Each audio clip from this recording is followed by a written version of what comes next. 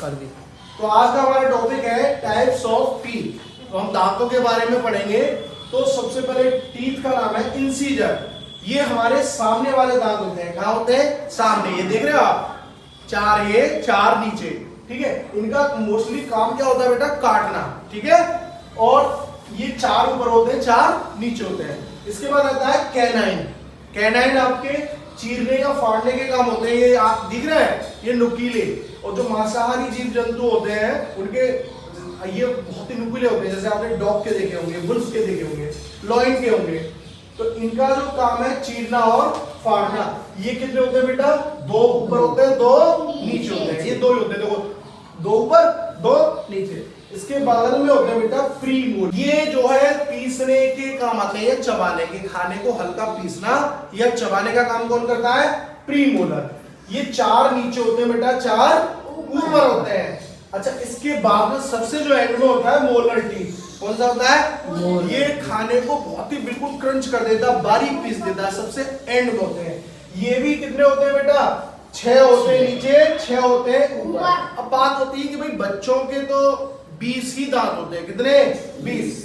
Milk teeth बोलते हैं, जैसे दूध के दांत कितने होते हैं? 20। अच्छा, ये क्या होता है? यानी कि अगर इन सभी में आप मल्टीप्लाई करोगे 4 का, तो आपको संख्या निकल आएगी। ये फॉर्मूला हो गया टीथ का। किसका? टीथ का फॉर्मूला।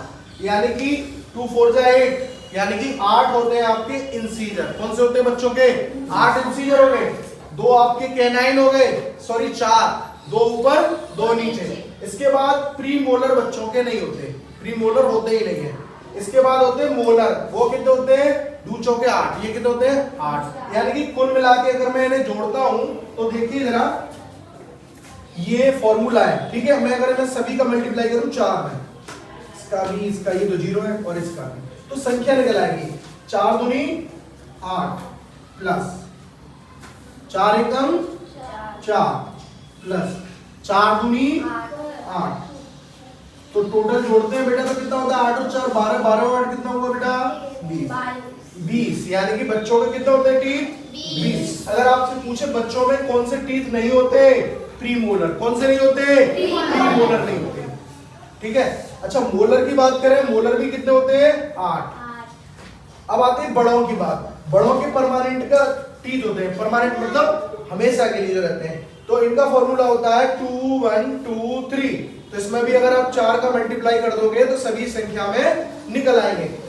यानी कि 4 दूनी 8, इसके भी निकालते हैं बड़ों के। अच्छा, प्लस 4 एकम 4 प्लस 4 दूनी 8 प्लस 4 तिया 12। इन्हें जोड़ते हैं, 8 और 4 12, 12 और 8 20, 20 और 12 कितने हुए बेटा? 32। तभी कहते हैं एक कहते थे कहावत है कि बच्चों को भी बोलते थे एक थप्पड़ की वजह से तेरा 32 हिल जाएगा। इसका मतलब बड़ों के टीथ कितने होते बेटा? 32, 32। अच्छा, जो ये वाले बात आती है विजडम टीथ। किसकी? विजडम टीथ, यानी कि अक्ल दाढ़ बोलते हैं। ये बच्चों के कब निकलते हैं? मतलब जो 17 या 18 साल के आप नौजवान हो जाओगे जब निकलते हैं। ये होते हैं जो सबसे लास्ट, सबसे एंड में होते हैं, सबसे एंड में।